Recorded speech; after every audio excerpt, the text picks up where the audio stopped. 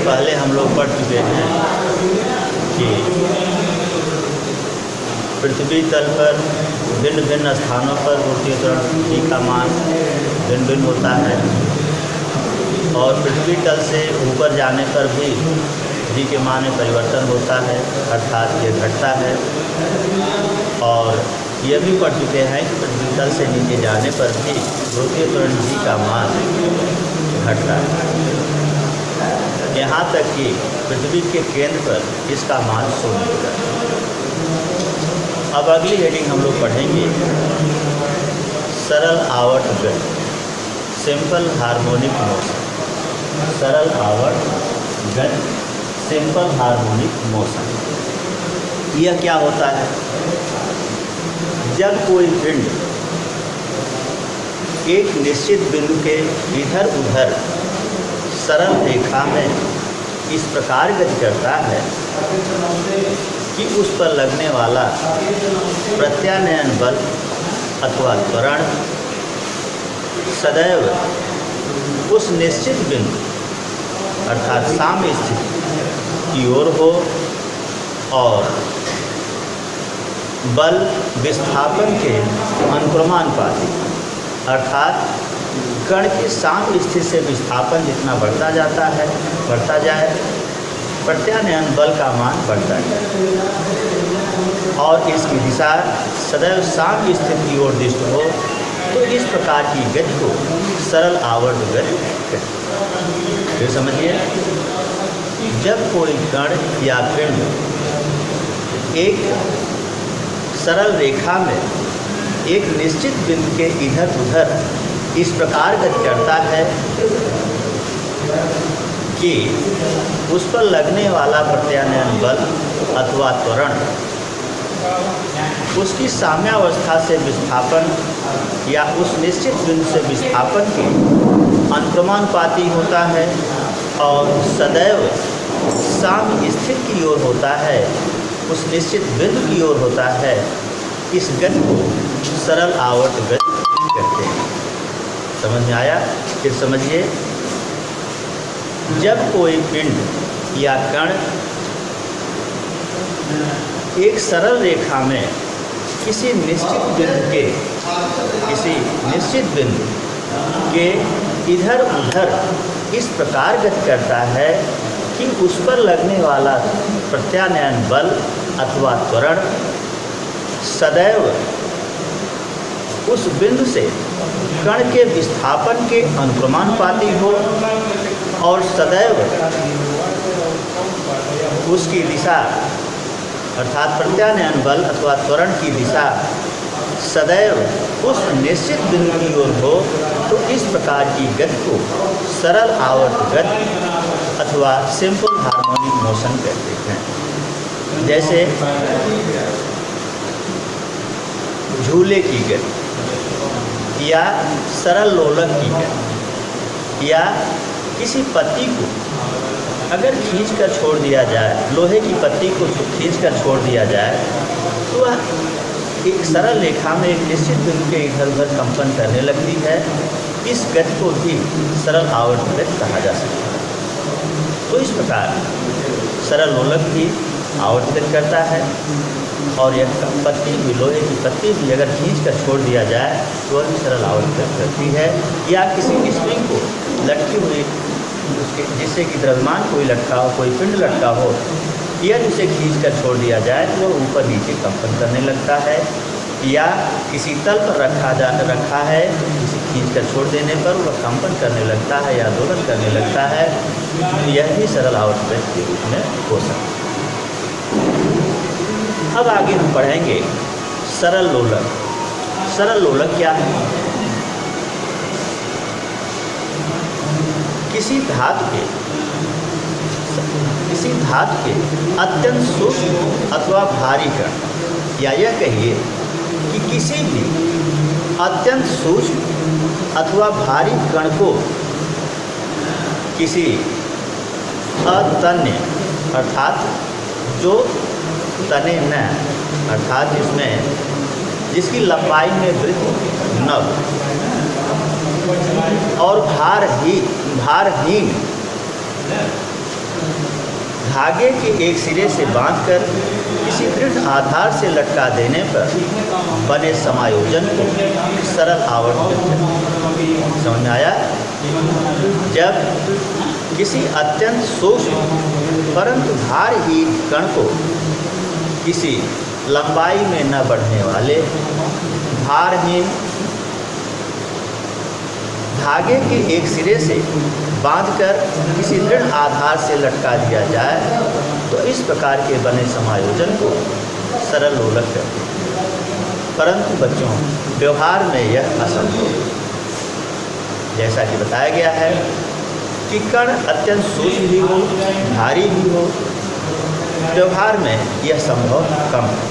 और कोई भी धागा इस तरह का नहीं है जिसमें जो कि लंबाई में कुछ न कुछ न बढ़ता अथवा उसमें कोई ऐंठन न हो, और भारहीन भी होना असंभव है। इसलिए यह केवल काल्पनिक समायोजन है। अतः इसे आदर्श सरल लोलक कहते हैं।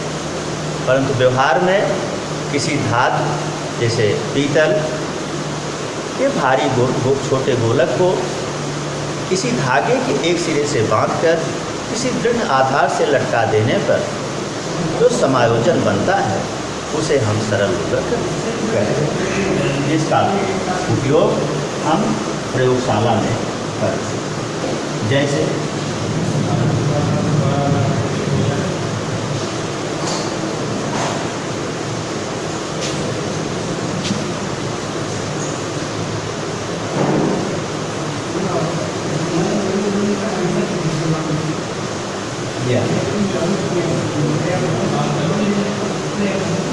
मान लिया किसी धातु का यह भारी गोलक है, यह इसका गुरुत्व केंद्र है। धातु का भारी गोलक है। इस गोले को हम गोलक या बाग कहते हैं। इसको किसी धागे के एक सिरे से बांधकर किसी आधार ए से लटका दिया। यह समायोजन सरल लोलक हो। इसके कुछ केंद्र से बिंदु ए तक की लंबाई को हम प्रभावी लंबाई कहते हैं। इसे स्मॉल एल से प्रदर्शित करें और बिंदु ए को निलंबन बिंदु कहते हैं। बिंदु ए को जिस बिंदु से यह लटकाया गया है, दृढ़ आधार के जिस बिंदु से लटकाया गया है उसे निलंबन बिंदु कहते हैं। यह हम कह सकते हैं कि निलंबन बिंदु से गोलक के गुरुत्व केंद्र के बीच की दूरी को प्रभावी लंबाई कहते हैं। अब जब इसे थोड़ा सा विस्थापित करके छोड़ दिया जाता है, यह इस तरह से दोलन करने लगता है। जब एक बार यह किसी एक स्थिति से, जैसे मान लीजिए यहाँ से यहाँ गया, फिर यहाँ से यहाँ आया, फिर यहाँ से यहाँ पर, तो इस प्रकार एक चक्कर पूरा लगाने के को हम एक दोलन कहें। जब यह एक पूरा चक्कर लगा लेता है इसे हम दोलन कहते हैं। और एक दोलन में जितना समय लेता है, अर्थात सरल लोलक को एक दोलन पूरा करने में जितना समय लगता है, उस समय को दोलन काल, टाइम पीरियड अथवा आवर्तकाल कहते हैं। इसे कैपिटल टी से प्रदर्शित करते हैं। आवर्तकाल को या दोलन काल को कैपिटल टी से प्रदर्शित करते हैं। इसमें आवृत्ति भी कही जाती है, यानी सरल लोलक यानी दोलन करता हुआ सरल लोलक 1 सेकंड में जितने दोलन पूरा कर लेता है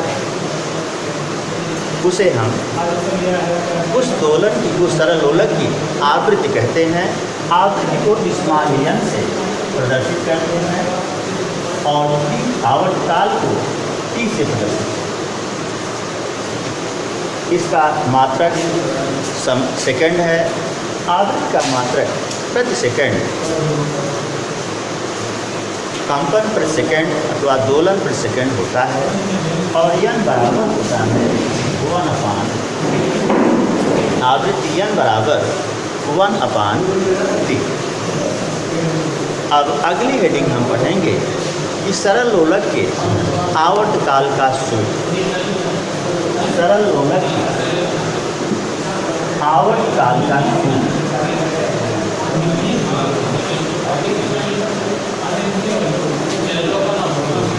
सरल लोलक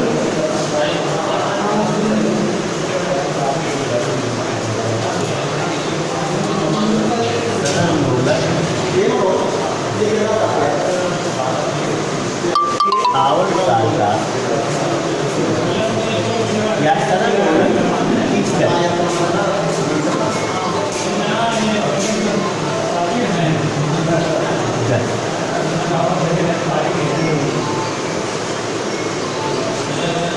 motion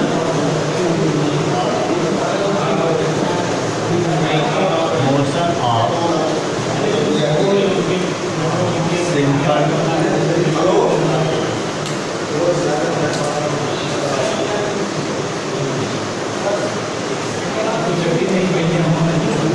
harmonic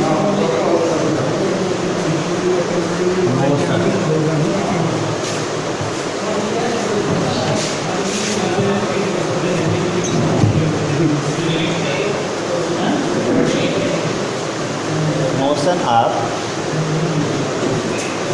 simple harmonic pendulum.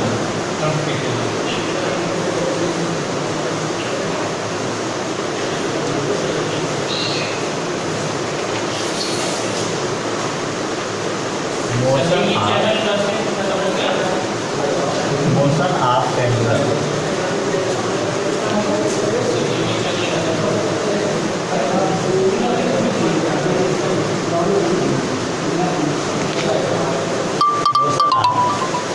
Pendulum सरल लोलक की गति। हम यह देखते हैं कि यह किस प्रकार की गति करता है। इसके लिए मान लिया कोई सरल लोलक है,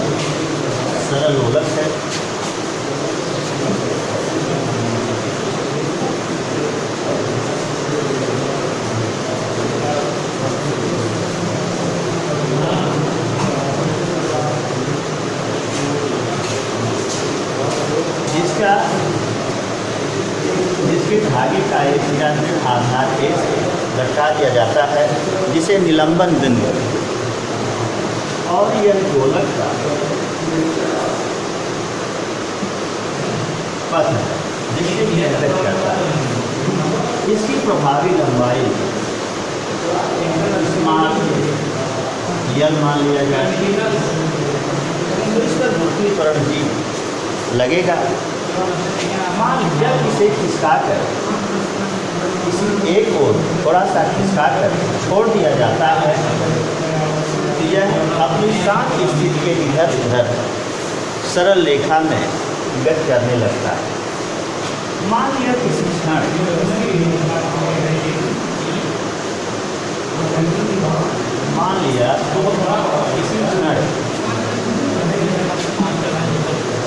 यह सरल लोलक यहाँ बिंदु बी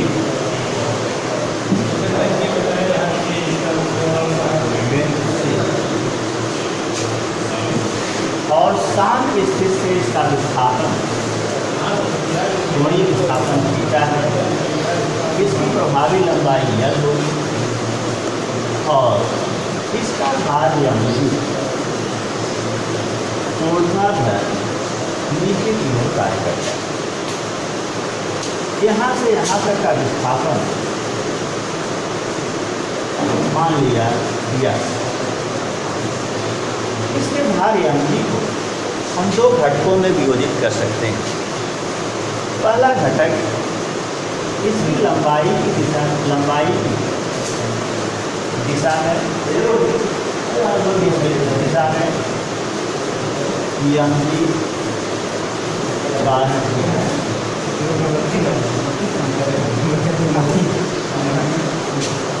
जो इस पर लगने वाले प्रक्रिया बल अर्थात तनाव बल की विपरीत दिशा में लगता है, इसके प्रक्रिया बल को, जिससे यह प्रक्रिया बल को या तनाव को संतुलित करता है। और दूसरा बल यम जी साइन थीटा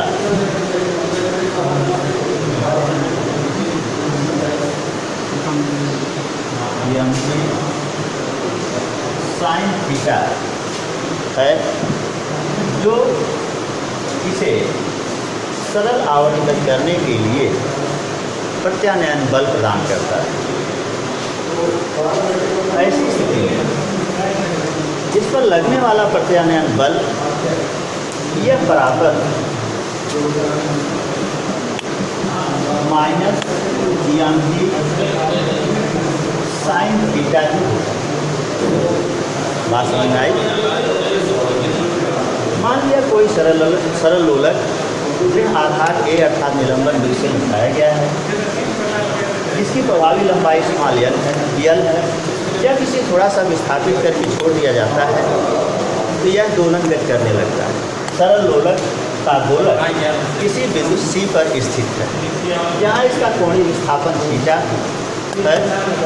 ऐसी स्थिति में इसका भार यम जी ऊर्ध्वाधर नीचे की ओर कार्य करेगा और भागे में तनाव जी अर्थात स्मॉल आर प्रक्रिया बल आर निलंबन बिंदु की ओर कार्य करेगा। इसके भार यम जी को हम दो घटकों में वियोजित कर सकते हैं। पहला घटक है यम जी का थीटा, जो प्रक्रिया बल आर की विपरीत दिशा में कार्य कर रहा है, जो इसे संतुलित करता है। परंतु यम जी साइन थीटा, दूसरा घटक यम जी साइन थीटा मान कर वियोजित कर दिया जाए तो यम जी साइन थीटा इसे गति करने के लिए या दोलन करने के लिए प्रत्यानयन बल यह प्रदान करता है। इसलिए यह बराबर माइनस यम जी साइन थीटा, जहाँ ऋण चिन्ह इसलिए लगाया गया है कि यह बल इसके विस्थापन की विपरीत दिशा में होने के कारण ऋण चिन्ह लगा दिया। अब यदि यह कोण बहुत छोटा है तो साइन थीटा यह मान लिया जाए, तो साइन थीटा के स्थान पर यानी साइन थीटा लगभग थीटा के बराबर माना जा सकता है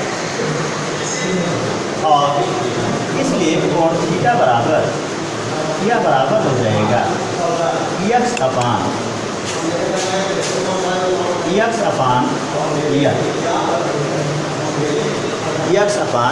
यल। इस मान को उपरोक्त समीकरण में रखने पर यह minus m g into x upon यल। यदि इसमें उत्पन्न त्वरण ए हो या एल्फा हो, यदि इसमें उत्पन्न त्वरण एल्फा हो तो यह बराबर यम एल्फा, तो यह इक्वल टू यम एल्फा। इसलिए m alpha equal to minus m g into x अपान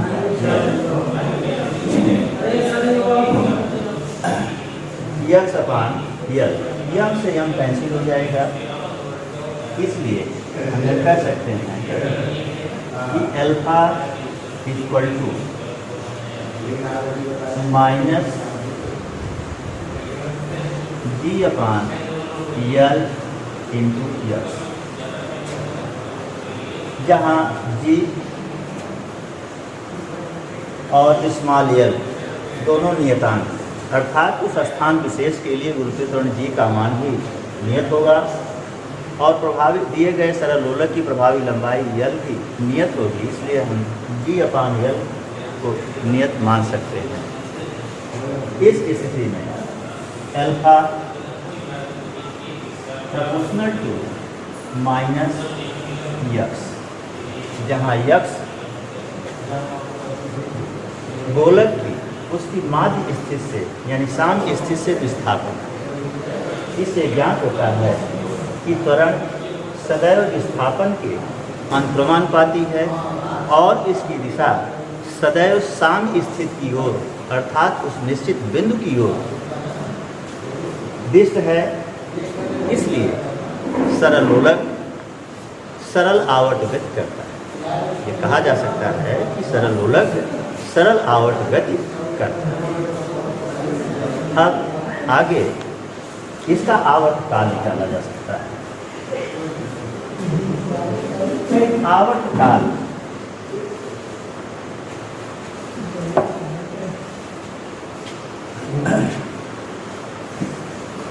क्या होता है, यह आपको बताया गया है कि सरल लोलक एक दोलन पूरा करने में जितना समय लेता है उसे दोलन काल अथवा आवर्त काल कहते हैं। इसे कैपिटल टी से प्रदर्शित करते हैं और टी बराबर होता है दोलन काल टी बराबर होता है 2 पाई अपान ओमेगा, 2 पाई अपान ओमेगा। या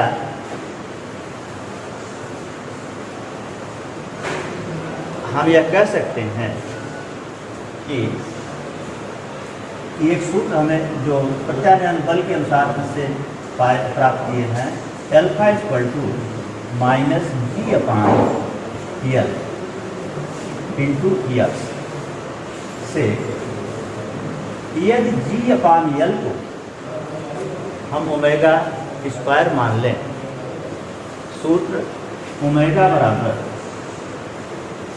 ए बराबर or omega,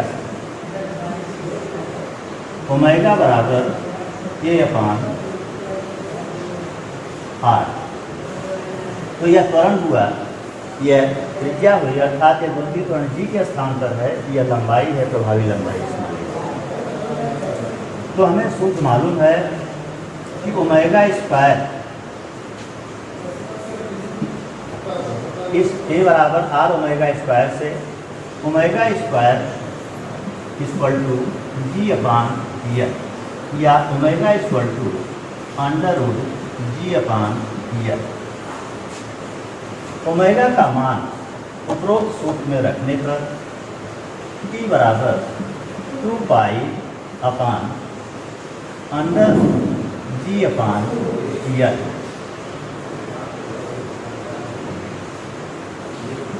ji upon l, या T equal to 2 pi under root l upon g. यही सरल लोलक का आवर्त काल।